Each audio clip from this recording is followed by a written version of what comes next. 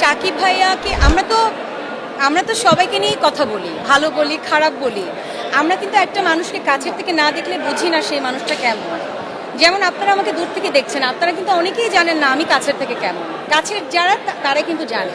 So Shakib ভাইকে আমি যেটা দেখেছি কাজ করে, he is very professional artist. মানে এত মন দিয়ে এবং ডেডিকেশনালি কাজ করে। সো আমার কাছে এটাই মনে হয়েছে যে দূর থেকে একটা মানুষকে সহজেই জাজ করা আসলে উচিত না। সে আসলে he is a superstar, he is.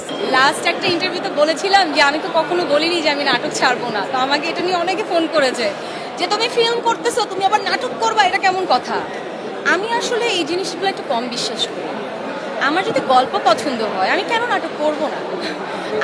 আমার মনে হয় পাওয়া যাবে।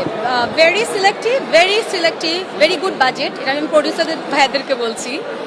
Very good budget, very selective story. হ্যাঁ, ইটস ভেরি ইম্পর্টেন্ট। আমি খুব সিলেক্টিভ স্টোরি ছাড়া করবো না বা করতে চাই না, এর আগেও করিনি।